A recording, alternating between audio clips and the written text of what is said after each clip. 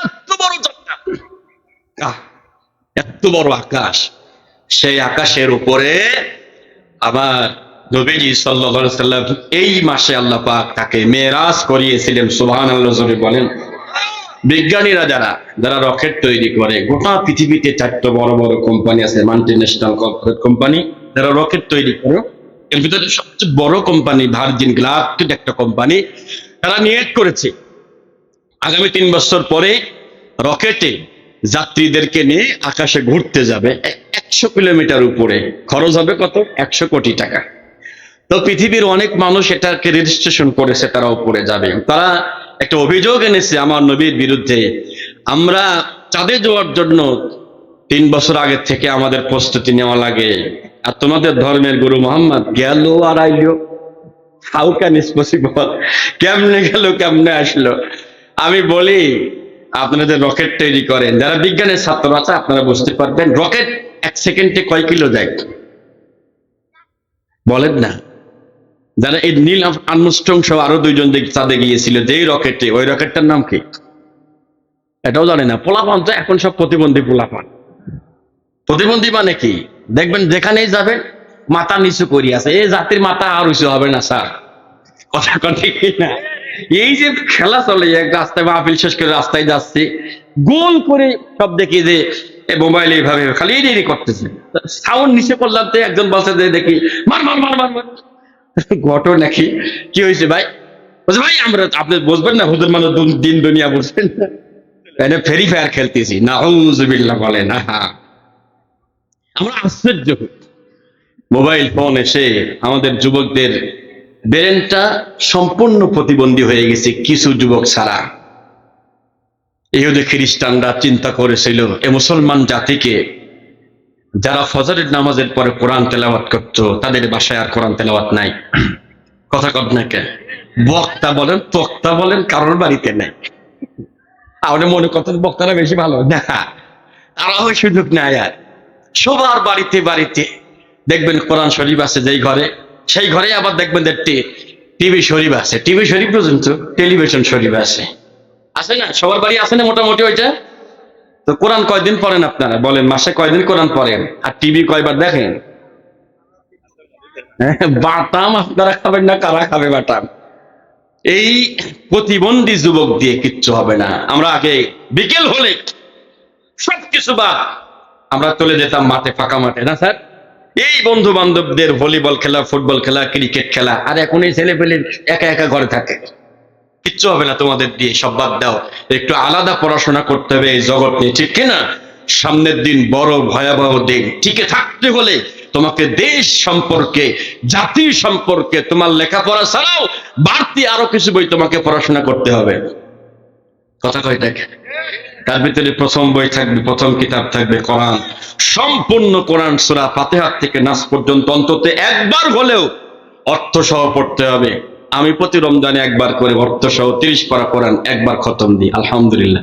প্রত্যেক রমজানে সুযোগ থাকে তখন, তাছাড়াও তো আমরা সুযোগ খুব কম পাই। রকেট 1 সেকেন্ডে 11 কিলো যায়। সেকেন্ডে কয় কিলো? 11 কিলো যায়। তো তারা বলছে আমরা রকেটে এত দূর গেলাম, এই যে বাবা বাঁশি বাজায়ও না বাবা, এই যে পিচ্ছি বাঁশি বাজায় না মা, এখানে কিন্তু বসাতে বজর করি, দেখে ওয়াজ করা লাগবে, কই বাঁশি নামা মুখ থেকে, তাও নামাই না রে। এ কোন বাড়ির ছেলে গো? টাকা নামার দিকে এবার বিজ্ঞানীরা বলছে মুহাম্মদ কেমনে গেল, হাউ ডিড হি গো, সে কিভাবে সেখানে গেল? তোমরা রকেটে গিয়েছো, আর আমার আল্লাহ তাআলা আমার নবীকে একটা রকেট দিয়েছিল, রকেটের নাম বরাক, বারকোন থেকে বরাক। এর গতি এত বেশি, দুনিয়ার থেকে আমরা যে চাঁদ দেখি 3,84,000 মাইল উপরে, দুনিয়ার থেকে আমরা যে সূর্যটা দেখি 15 কোটি কিলোমিটার উপরে। সূর্য থেকে সবচাইতে কাছের তারকা প্রক্সিমা সেন্টাই, স্যার এটা বুঝবে, 4 আলোকবর্ষ দূর। 1 আলোকবর্ষ সমান কত মাইল? 945,000 কোটি কিলোমিটার মাইল। আল্লাহু আকবার জোরে বলেন। বিজ্ঞানীরা বলছে কেউ যদি মনে করে দুনিয়ার থেকে সবচাইতে দ্রুতগামী রকেট নিয়ে ওই তারকার কাছাকাছি যাবে, কত সময় লাগবে? 1,15,000 বছর।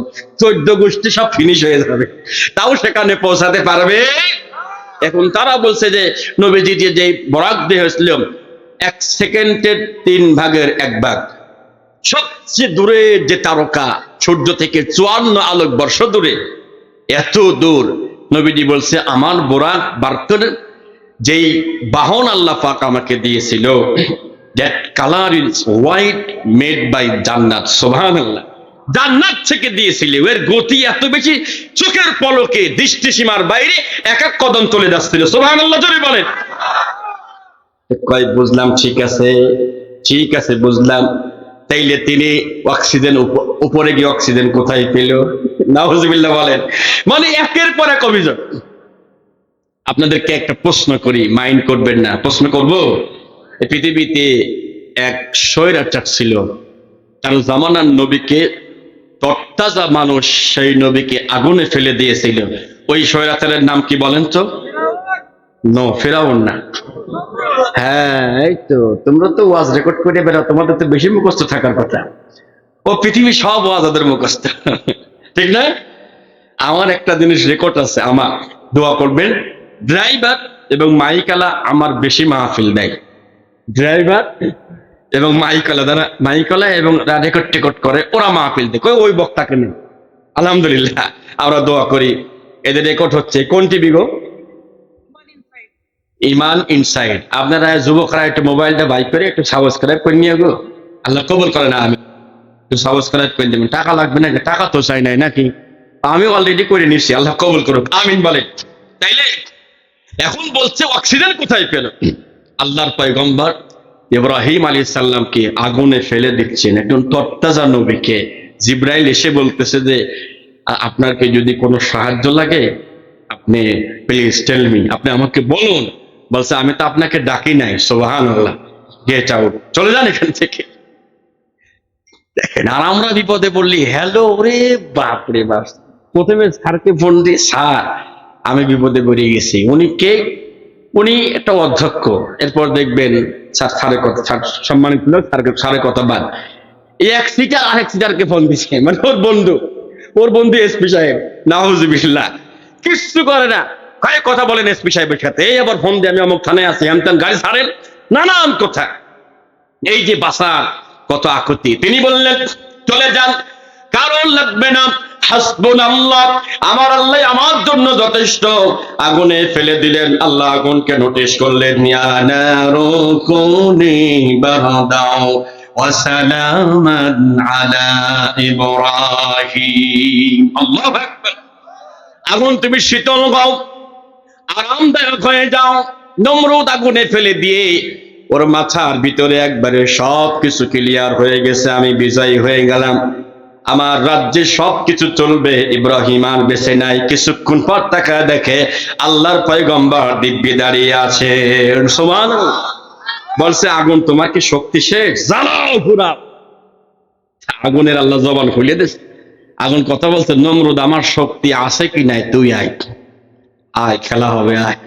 মারা বছর এখন ভাইয়েরা আমার 40 দিন পার হয়ে গেল। وأرادوا به كيدا فجعلناهم الأخسرين।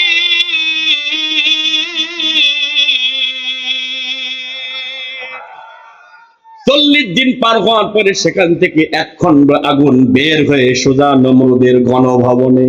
কোন ভবনে গো? নমরুদের গণভবনে। আগুনকে তুচ্ছ তাচ্ছিল্য করেছিল। এক খণ্ড আগুন বের হয়ে নমরুদের গণভবনে গিয়ে সোজা নমরুদের পায়ের বৃদ্ধা আঙ্গুলের উপরে এমন ভাবে পড়ছে। আর আগুন কথা বলছে, মামুখ কেমন লাগে? মারহাবা জোরে। কষ্ট হচ্ছে আপনাদের ভাইরা? আবার কষ্ট নিবেন না। আল্লাহ নবীজি আগুনে 40 দিন থাকলেন। বলেন তো দেখি, আগুনের মধ্যে অক্সিজেন পাওয়া যায়? কথা কন ভাই। অক্সিজেন ছিল? কে অক্সিজেন দিয়েছিল? যেই আল্লাহ ইব্রাহিম নবীকে আগুনে অক্সিজেন দিয়েছিল, ওই আল্লাহ আমার নবীকে বায়ুমণ্ডলে, সৌরজগতে, ব্ল্যাক হোলে এরপরে মিল্কে সুপার মিল্কে যা ছিল উপরে সব জায়গায় আল্লাহ আগের থেকে অক্সিজেন দিয়ে রেখেছিলেন। সুবহানাল্লাহ। আল্লাহ নবীজি সাত আসমান পাড়ি দিয়ে বাইতুল মামুর দেখলেন। বাইতুল মামুর মসজিদের সাথে হেলান দিয়ে একজন নবী বসে আছেন। নবীর চেহারা যেই রকম হুবহু দেখতে, তার চেহারা একই রকম। সুবহানাল্লাহ। তার নাম ইব্রাহিম আলাইহিস সালাম। জান্নাত দেখলেন, জাহান্নাম দেখলেন। জান্নাতের মধ্যে তিনি কিছু মানুষকে দেখেছেন। একজন মানুষকে দেখলেন জান্নাতের ভিতরে তিনি উড়ে উড়ে বেড়াচ্ছেন। প্রশ্ন করলেন, এর পাওয়ার খুব বেশি নাকি? জান্নাতে উড়ে উড়ে বেড়াচ্ছে, কি তার শক্তি? খুব বড় মানুষ নাকি? জিবরাইল বলে না, ইনি খুব বড় মানুষ তা না, খুব বড় আবেদ বলা তা না। তাইলে এত বড় পাওয়ার কেমনে পেল? আল্লাহ নবীকে বললেন, জিবরাইল বললেন, নবী শোনো, ওর এলাকায় 3 রাস্তার মোড়ে একটা গাছ ছিল, যেই গাছটা মানুষকে কষ্ট দিত। এই পাগলা নিজে কষ্ট করে গাছটা কেটে দিয়ে মানুষের কষ্ট দূর করে দিয়েছিল। ওর অনেক গুনাহ, এই কাজটার কারণে সমস্ত গুনাহ মাফ করে আল্লাহ জান্নাতের ভিতরে জায়গা করে দিয়েছে। সুবহানাল্লাহ। মানুষের চলার রাস্তা বড় করতে হবে, আর আমরা কি করি? হ্যাঁ, আল্লাহ রহম করুক, আমিন বলেন। ভাইরা আমার, আসলেন নবীজি, কি নিয়ে আসলেন? 5 ওয়াক্ত নামাজ নিয়ে আসলেন। রাষ্ট্র কেমনে চালাবেন 14টা মূলনীতি নিয়ে আসলেন। আর কি নিয়ে আসলেন? আমানার রাসূলু বিমা উনজিলা ইলাইহি মির রাব্বিহি ওয়াল মুমিনুন। সূরা বাকারার শেষ 2 আয়াত আল্লাহ হাদিয়া দিলেন উপরে নিয়ে।